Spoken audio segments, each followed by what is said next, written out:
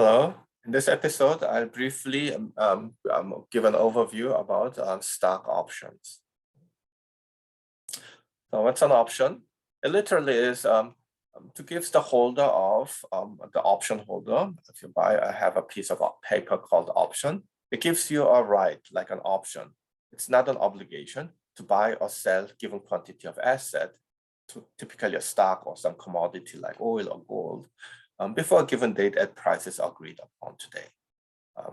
Simply put, in plain English, what it is that if you hold a piece of, let's say, IBM call option, let's say at some price, it gives you a right to buy IBM option at a given price until someday. Okay? So within that, let's say 1 year period, if you hold a piece of option, you are locking in a price that you can buy, have a right to buy or sell. And when you actually use that paper called option, we call it exercising. It's the act of buying and selling using that option contract. The strike price or exercise price is the lock-in price, whether it's a sell price or buy price. That's what we call a strike price. There's an expiration date. Expiry is the maturity date of the option. So the option contract is valid only up to certain period, and that period, that day is expiry. There's a call and put option.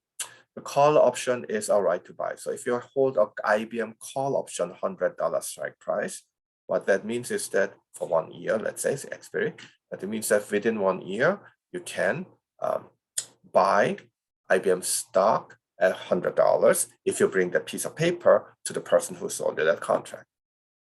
The put option is a right to sell. So if you hold a put option of IBM strike price $100, what that means is that you can bring the piece of paper on the put option and give $100 to whoever sold you the put option contract. Then the party has to give you IBM stock. Okay. It's the opposite. If you bring on IBM stock, then they'll give you $100. Put option is a sell, call option is a buy. There are European and American options. European option is you have to exercise, you can only do it 1 day, the day the contract expires. On that day, you have to decide whether you want to use that option, call or put. The American option is more for flexibility. So if it's a 1 year expiry, then the holder of the option contract can choose to exercise anytime between now and the expiration date.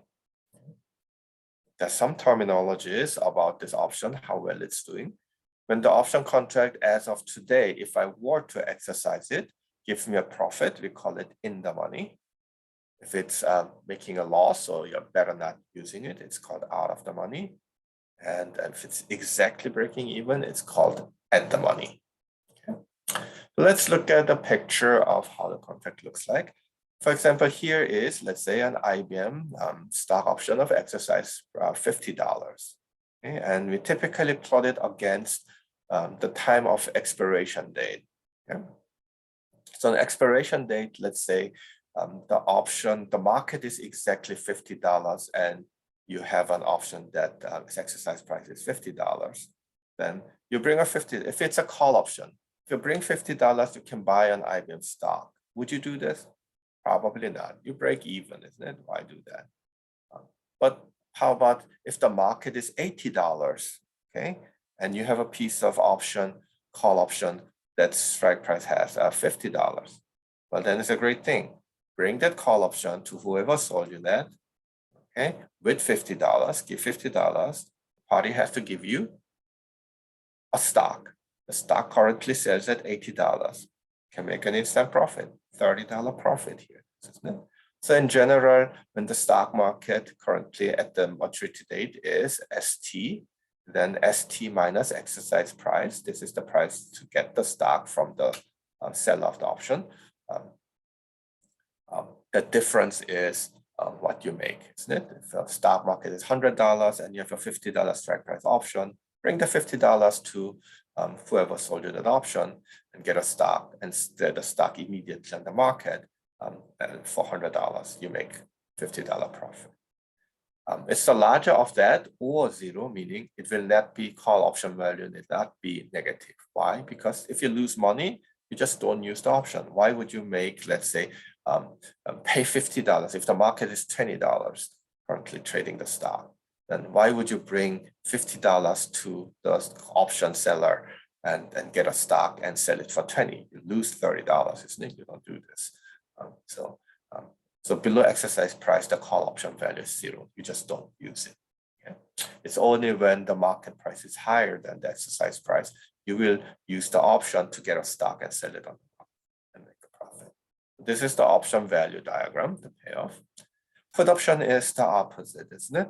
In put option, you have a stock and you want to sell it at a lock-in price. So if you happen to hold an IBM stock, or if you even don't hold it, let's say IBM stock price is currently $20, what can you do? And I have a put option. Well, I'll go on the open market and buy a stock for $20. I bring that stock to whoever sold me the put option, give it, and the party has to give me $50. I make $30 profit. Isn't it amazing? So you can do this as long as the stock market price is below the exercise price. You'll make a profit of it. Again, exercise price minus stock price. In this case, it's opposite sign. Or 0, because if the market price is too high, then you're not gonna buy a stock at 100 and give it to whoever sold it the put option and get $50 for it. You make losses, isn't it? So you don't use the put option. So it's actually the option payoff at the put option is 0 above the stock price. A very simple, intuitive contract, and it's very popular contract, heavily traded on many commodities. It's called derivatives.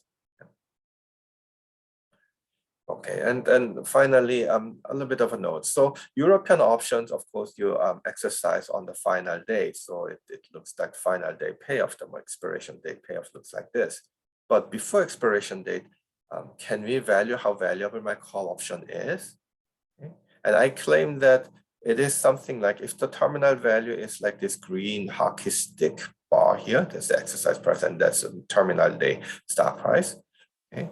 If the stock price is equal to, let's say, exercise price, if you have one more year until maturity, will the option value be 0? And I claim no.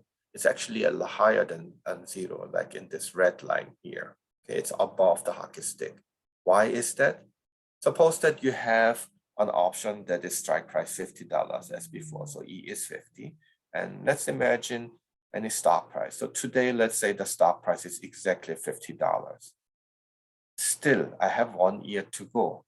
The stock price may, smart market do terribly, and it may end up being here, in which case I don't use the contract and it ends up being 0 in 1 year, isn't it?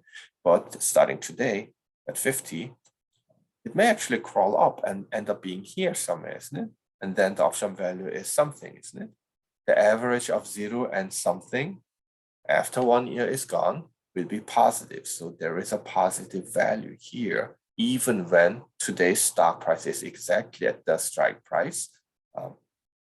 But there's 1 more year to go until the option maturity. Okay, so it's valuable. And you can see follow similar arguments here that it slightly lies higher. Of course, eventually when the stock price is really high and the chances of further proving is, then the chances of dropping to 0 actually from very high stock price dropping to 0 is not likely. Then the stock price and the call price and the after maturity call price at maturity call price will basically converge. Okay, so they're following the same line here at very high stock prices. Also, one more thing to notice is that the stock price is always higher than the option price. Why? Because a stock, you already hold a stock. A call option, a right to buy a stock if you pay E, okay? Which means that you don't hold a stock yet. You have to pay this exercise price to get a stock. So it cannot be better than holding a stock itself. So stock value lies above the option value. So this was a simple review on call option. Thank you for watching this episode.